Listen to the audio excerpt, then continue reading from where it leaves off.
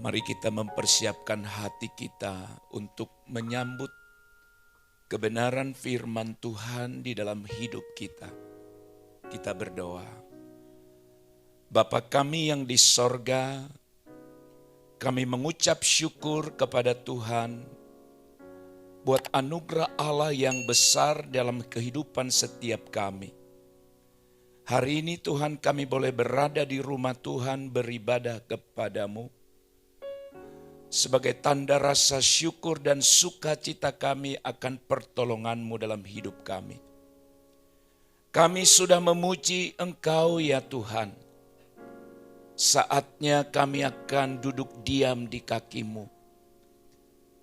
Mendengarkan firman Allah yang akan disampaikan oleh hamba-Mu. Oleh sebab itu urapilah setiap pendengaran kami, terlebih hati kami, agar kami memiliki kerinduan yang sungguh-sungguh akan firman Allah. Urapi pemberitaan firman-Mu, urapi hamba-Mu yang menyampaikannya. Kiranya setiap kami dimampukan oleh Tuhan untuk melakukan firman-Mu di dalam kehidupan kami. Di dalam nama Tuhan Yesus Kristus, kami berdoa, kami menyambut firman-Mu. Haleluya, amin. Amin. Silakan duduk Bapak Ibu yang terkasih. Baik Bapak dan Ibu, salam sejahtera bagi kita yang diberkati oleh Tuhan.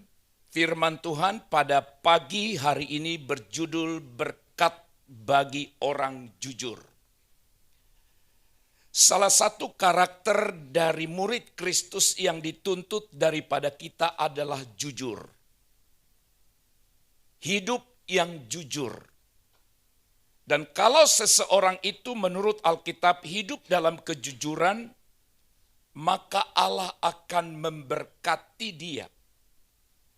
Saudara-saudara yang dikasihi oleh Tuhan, apa itu jujur? Jujur adalah sebuah sifat yang membutuhkan kesesuaian antara perkataan yang diucapkan serta perbuatan yang dilakukan oleh seseorang. Itulah yang disebut dengan jujur. Ada kesesuaian antara perkataan dan perbuatannya. Artinya saudara-saudara, seseorang kemudian dapat dikatakan jujur jika ia mengucapkan sesuatu yang sesuai dengan apa yang sebenarnya. Sekali lagi. Mengucapkan sesuatu yang sesuai dengan apa yang sebenarnya terjadi.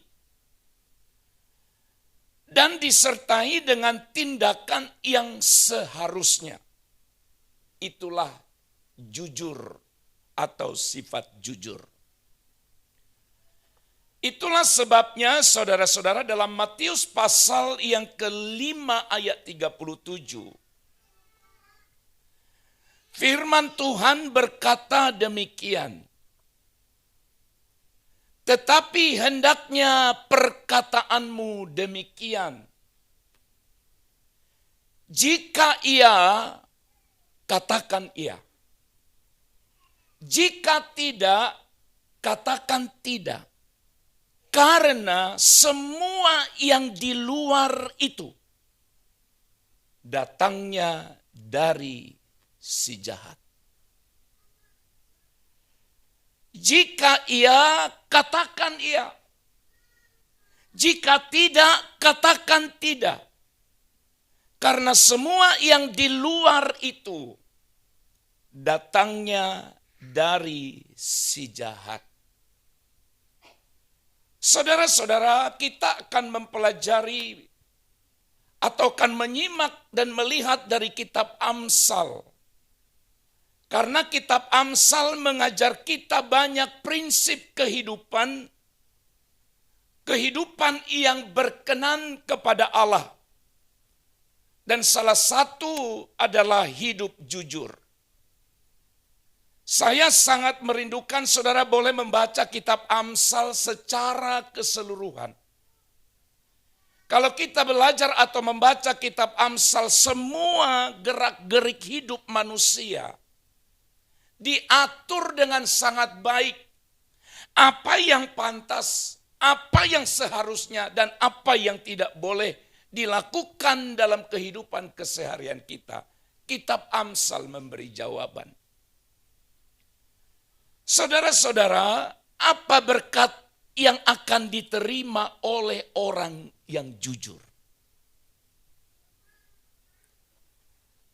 Apa berkat yang akan diberikan bagi orang yang jujur?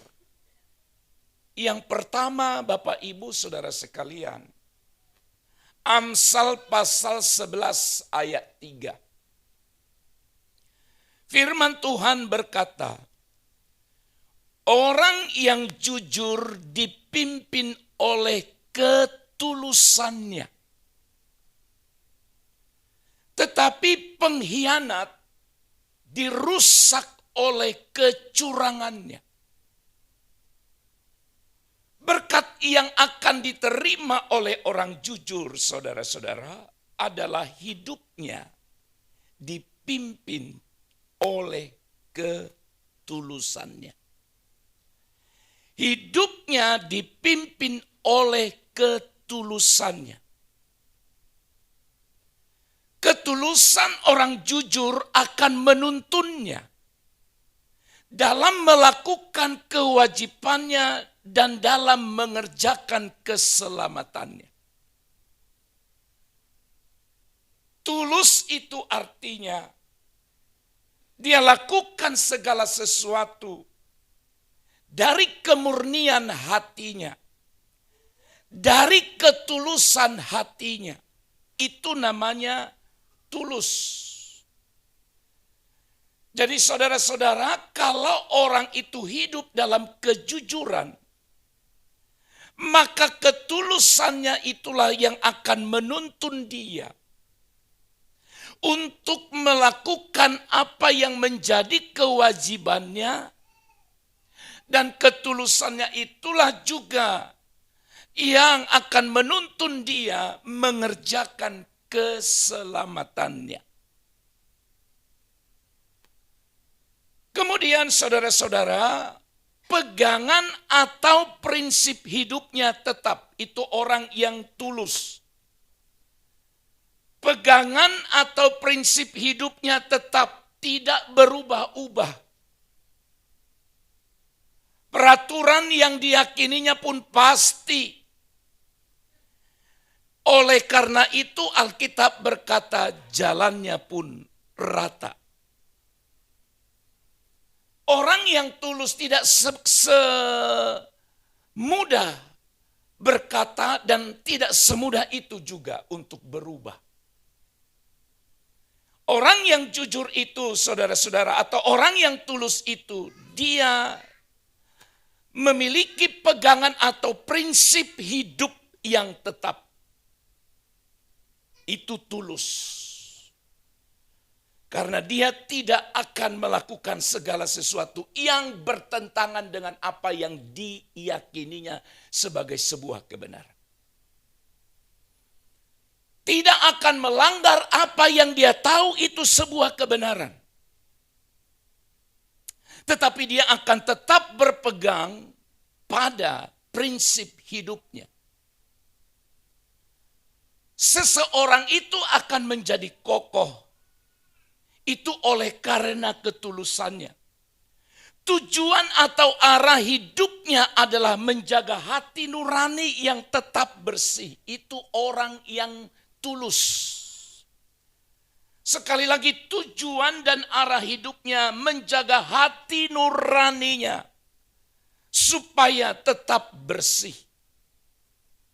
Maka yang pertama saudara-saudara, bahwa hidup orang yang jujur itu akan dikendalikan, akan dituntun atau dipimpin oleh ketulusan hatinya.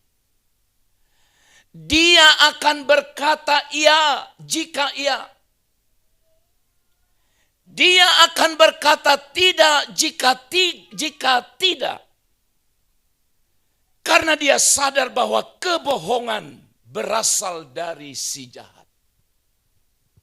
Itu tulus.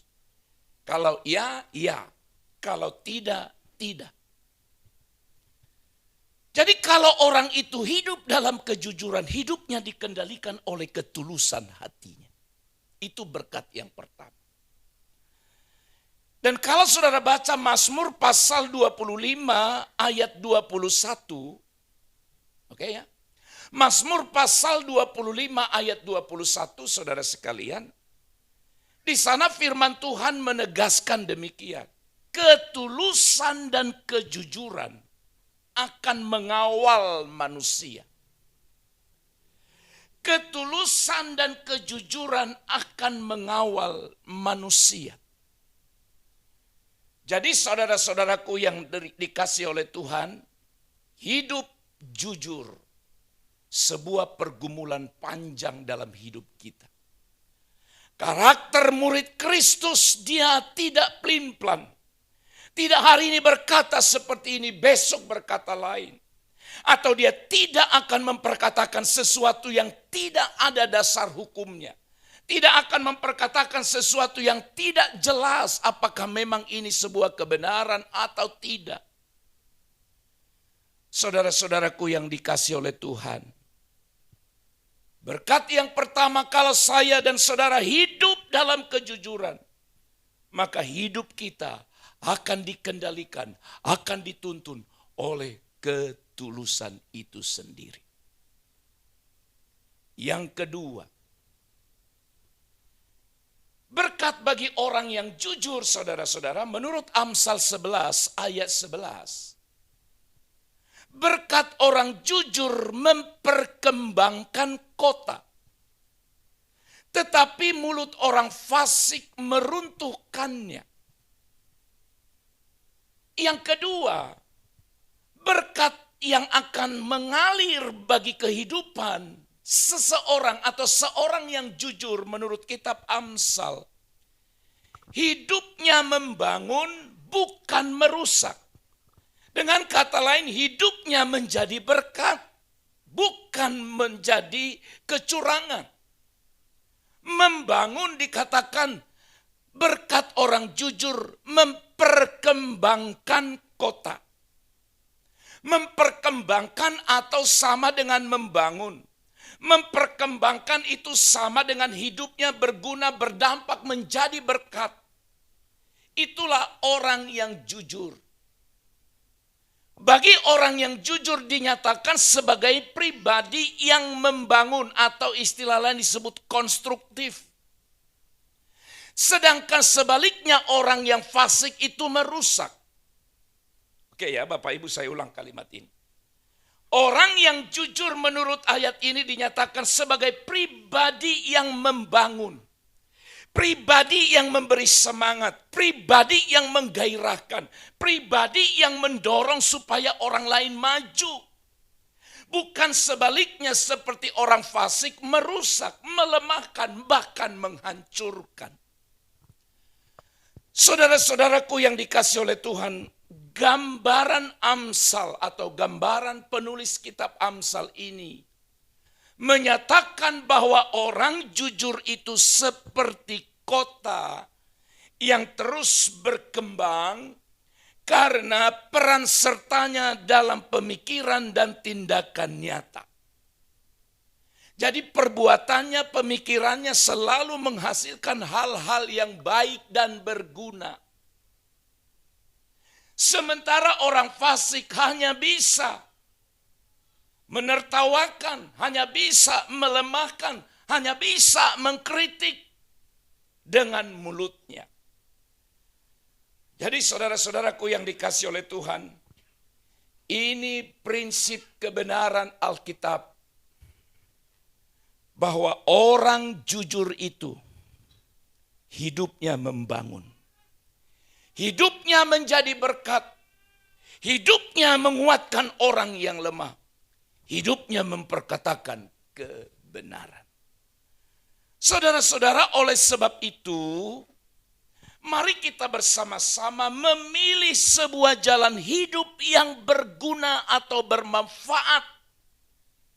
Dan membangun orang lain, bukan merusak dan menghancurkan.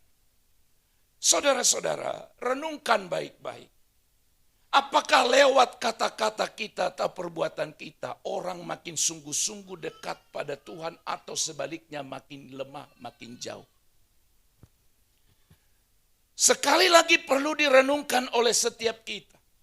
Apakah lewat gerak hidup kita orang makin lemah imannya atau makin kuat? Kalau ada orang yang kuat, saudara, lemahkan imannya, engkau berdosa di hadapan Allah. Itu sebabnya berhentilah menggosip. Pindah dari setiap jam ini ke sana, jam ini ke sana. Dia cari orang-orang untuk mencurahkan gosip dan melemahkan orang. Dan dalam kehidupan berjemaat pun saya tahu saudara didatangi oleh orang penyebar gosip. Dan kalau itu hanya menyebarkan kelemahan seorang pendeta, kelemahan para pelayan, kekurangan daripada gereja, dengarkan baik, engkau tidak sedang dituntun untuk makin dekat pada Tuhan. Tetapi orang itu berusaha bagaimana supaya engkau keluar. Bagaimana supaya engkau lemah? Bagaimana supaya engkau tak berdaya? Tetapi percayalah, kebenaran itu akan berbicara. Amin. Kebenaran itu akan berbicara. Makanya itu yang saya imani dan saya pegang prinsip itu. Orang mau bilang apapun saya di luar sana. Saudara omongin saya di luar sana seperti apa. Tapi hari Minggu kita jumpa seperti ini. Tapi hari lain saudara omongin saya. Tidak masalah bagi saya. Tidak masalah sedikit pun. Karena saya punya keyakinan. Kalau saya hidup benar. Hidup berkenan di hadapan Allah. Melakukan kebenaran. Kebenaran itulah yang akan memerdekakan kita. Tidak apa-apa saudara. Berarti kalau saudara masih diomongin orang, berarti saudara orang terkenal. Orang yang tidak dikenal dan tidak terkenal itu nggak pernah diomongin orang. Karena nggak tahu siapa dia. Jadi kalau saudara masih diomongin orang sampai hari ini, berarti saudara orang hebat dan orang terkenal. Terkenal karena apa? Itu pertanyaannya. Terkenal karena kebaikannya atau terkenal karena hal yang lain? Mari kita hidup jujur. Hidup jujur supaya Allah memberkati kita. Dan orang yang jujur itu Alkitab berkata sekali lagi. Dia akan membangun. Dia tidak merusak. Dia menyemangati, bukan melemahkan. Oleh sebab itu sekali lagi pilihlah sebuah jalan, pilihlah sebuah keputusan, ketetapan yang berguna dan bermanfaat. Dan membangun orang lain, bukan merusak dan menghancurkannya. Sekali lagi jujur itu apa saudara? Apa yang dia ucapkan itu yang dilakukannya. Itu jujur. Perkataannya sesuai dengan tindakannya. Mulutnya sama dengan tangannya. Dengan kata lain, mulutnya berkata A, tangannya lakukan A. Yang terakhir, yang ketiga. Apa berkat bagi orang yang jujur, saudara? Amsal 14 ayat 11 berkata demikian. Rumah orang fasik akan musnah. Tetapi kemah orang jujur akan mekar. Berarti saudara-saudara, orang yang jujur hidupnya mengalami kemajuan bukan kemunduran. Saudara baca dan perhatikan baik-baik ayat ini. Bedanya rumah dengan kemah. Tapi yang punya rumah itu disebut orang fasik. Rumah itu sifatnya lebih permanen daripada kemah. Kemah itu bisa sifatnya sesaat dan bangunannya punya seadanya. Itu biasanya kemah. Kemah itu hanya sesaat untuk beberapa saat saja ada di situ. Tapi baik-baik perhatikan ayat ini. Kenapa rumah yang kokoh, rumah yang sifatnya permanen, yang dimiliki orang fasik akan musnah. Sedangkan kemah, bangunan yang biasa, bangunan yang sederhana, tapi dimiliki atau pemiliknya adalah orang jujur, Alkitab berkata akan mekar. Saudara-saudaraku yang terkasih, apa maksudnya? Hidup orang jujur mengalami kemajuan.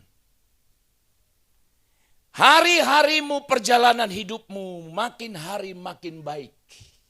Bukan makin surut, makin mundur. Sekali lagi, simak baik-baik. Hidupmu maju. Apa yang kau kerjakan dibuat Tuhan berhasil. Rancanganmu ke depan pun dibuat Allah berhasil. Meskipun saudara-saudara, dalam kesederhanaan sebuah kemah, tetapi jika dilandasi dengan kejujuran, maka yang terjadi adalah hidupnya makin mekar, berkembang. Keberadaan hidupmu sederhana.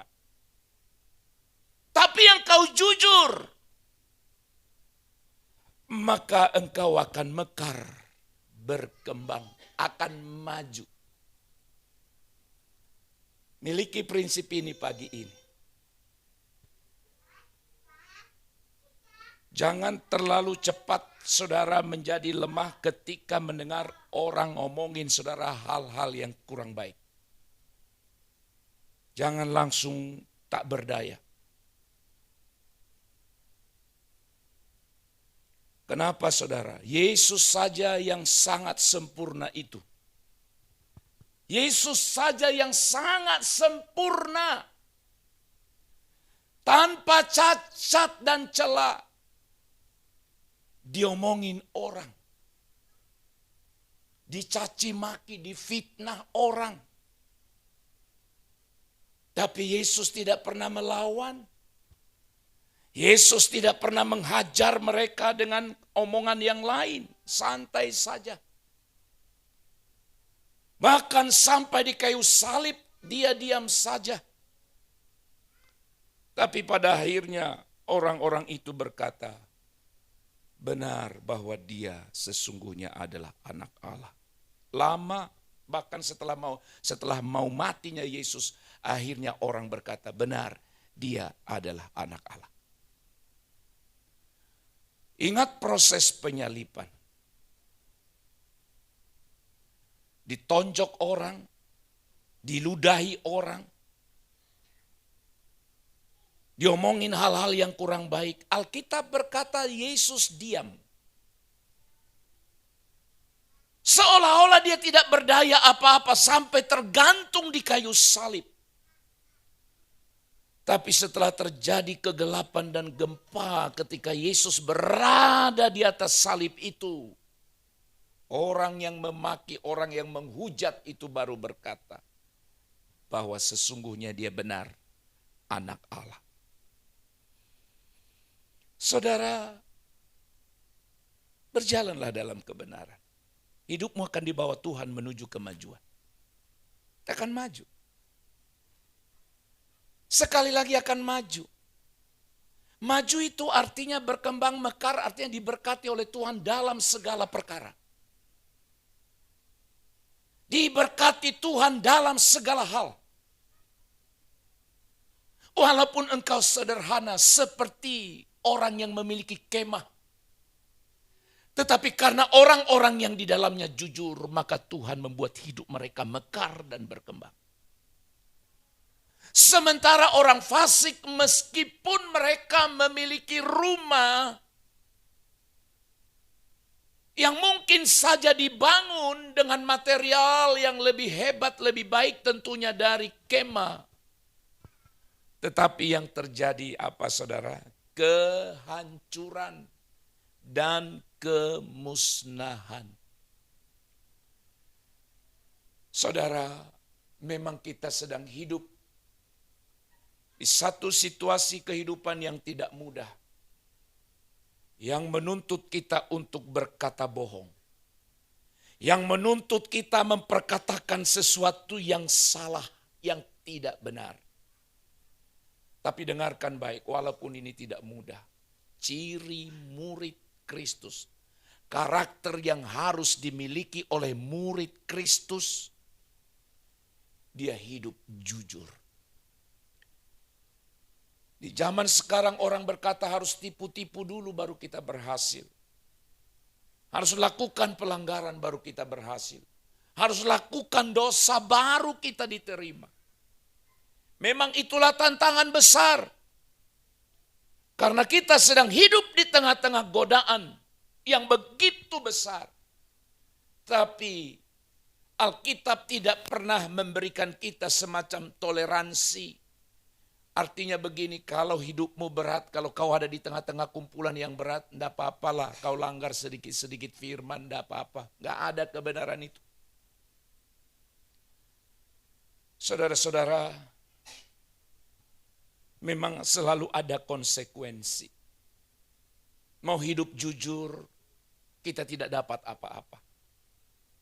Kalau tidak tipu-tipu sedikit, kalau tidak melanggar-melanggar sedikit, kita tidak dapat apa-apa. Jawabannya hari ini Alkitab menuntut saudara dan saya, walaupun memiliki konsekuensi yang akan terjadi dalam diri kita. Konsekuensinya mungkin orang meninggalkan kita. Konsekuensinya mungkin saja apa yang kita, jabatan kita, pekerjaan kita menjadi milik orang lain. Tapi kalau kita percaya sungguh-sungguh firman Allah berkata bahwa hidupnya akan mengalami kemajuan walaupun sederhana, ibarat kemah. Dan orang fasik memiliki rumah, memiliki segalanya, akan menuju kepada kehancuran dan kemusnahan. Bapak Ibu yang terkasih dalam Kristus, memang menjadi pengikut Kristus yang sejati. Kita harus membayar harga yang sangat mahal. Harganya mahal Bapak Ibu. Harga itu pengorbanan. Kristus yang melakukan kehendak Bapanya, dia bayar harga yang mahal. Tapi dia taat, bahkan sampai taat mati di kayu salib. Tapi kalau saudara sadar hari ini, walaupun berat jalannya, walaupun butuh perjuangan, tapi percayalah, ada berkat bagi orang yang jujur. Berkat bagi orang yang jujur itu Alkitab tadi berkata, hidupnya dipimpin oleh ketulusannya. Hidupnya tidak neko-neko. Hidupnya tidak pelin-pelan, tapi hidupnya akan lurus tetap berjalan. Karena dia tahu dia harus hidup jujur di hadapan Allah. Berkat kedua bagi orang yang jujur. Saudara-saudara yang dikasihi oleh Tuhan, hidupnya membangun. Hidupnya menjadi berkat, bukan sebaliknya merusak, melemahkan atau meruntuhkan. Dan yang ketiga saudara sekalian, berkat bagi orang jujur, hidupnya mengalami kemajuan. Yang berkata, yang merumuskan kebenaran ini adalah penulis Alkitab yang mana mereka diilhami oleh Tuhan. Yang artinya, saya percaya apa yang disebutkan adalah sebuah kebenaran yang tidak mungkin berbohong. Oleh sebab itu, kalau kita sungguh-sungguh percaya pada Alkitab yang adalah firman Allah, dan Alkitab sebagai dasar, landasan, pedoman hidup kita, maka jadilah orang yang hidup dalam kejujuran. Walaupun berat, tapi dengan hidup dalam kejujuran, kita telah mencerminkan, meneladani karakter murid Kristus. Amin. Kami bersyukur ya Tuhan, telah mengajar dan mengingatkan kami di saat kami sedang hidup di satu zaman yang tidak mudah ini. Tetapi kami harus senantiasa berpedoman kepada firman Allah. Kami harus hidup layaknya sebagai murid Kristus. Memiliki karakter murid Kristus. Yaitu hidup jujur. Tidak mudah Tuhan. Namun Engkau menjanjikan berkat. Bahwa ketika kami hidup dalam kejujuran, berkat itu akan menjadi bagian hidup kami. Kiranya Roh Kudus memampukan setiap kami untuk hidup jujur di tengah kehidupan yang susah ini. Dan melalui kehidupan yang jujur, Engkau ditinggikan, dimuliakan dalam hidup kami. Terima kasih Bapa. Dalam nama Yesus kami berdoa serta mengucap syukur. Haleluya. Amin. Amin.